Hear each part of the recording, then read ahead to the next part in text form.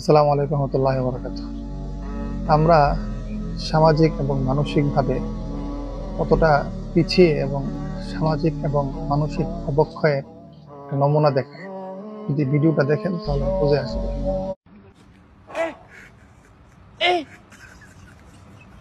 যে ভিডিওটা দেখলেন, এই ভিডিওটা অনেক মানুষ দেখতেছে এবং হাসতেছে, কমেন্ট করতেছে, লাইক শেয়ার করতেছে।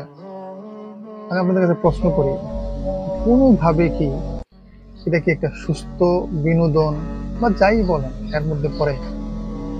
একটা ছেলে, পুরোপুরি একজন ছেলে, সে আবার পাঞ্জাবি লাগাইছে বা টুপিও লাগাইছে, লাগাইয়া এই ধরনের নোংরামি নাচতেছে, ওইটা আবার রেকর্ড কইরা একটা বেহায়া একটা মানে গালাগালি অনেকবার তওবা করি, করবো না, ছাইড়ে দিতে চাই।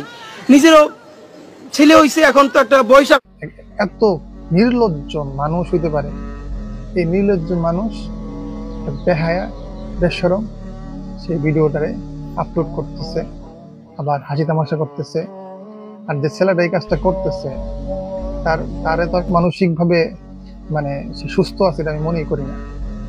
যারা দেখতেছেন আপনারাও মানসিকভাবে অসুস্থ। কোন জিনিসটা আমাদের দেখা উচিত, কোন জিনিসটা আমাদের এড়িয়ে চলা উচিত, এটা আমাদের এই ন্যূনতম জ্ঞানটুকু আমাদের মধ্যে নাই। আমরা আমাদের পরবর্তী জেনারেশনকে কি মেসেজ দিচ্ছি, কি দিচ্ছি তাদেরকে? তাদেরকে অনুপ্রেরণা করা উচিত যে দেশটাকে আর আগিয়ে নেবে, ইসলামী রাষ্ট্র হিসাবে পুরো বিশ্বের মধ্যে মাথা উঁচু করে দাঁড়াবে। সেই জায়গায় আমাদের এই নোংরামি দেখা লাগতেছে। মানে কি জন্য যে সোশ্যাল মিডিয়া আসছিল, আর কি জন্য যেন আমরা এই জমানায় জন্মগ্রহণ করছিলাম, মানে এক অসুস্থ লেভেল, মানে একটা মানুষের মনুষ্যত্বহীন এই পর্যায়ে যাইতে পারে? আপনারা লাইক শেয়ার কমেন্ট করতেছেন এই ভিডিওটাতে, কেমনে ভাই, কেমনে? আল্লাহ আমাদের কিছুই বুঝলেন।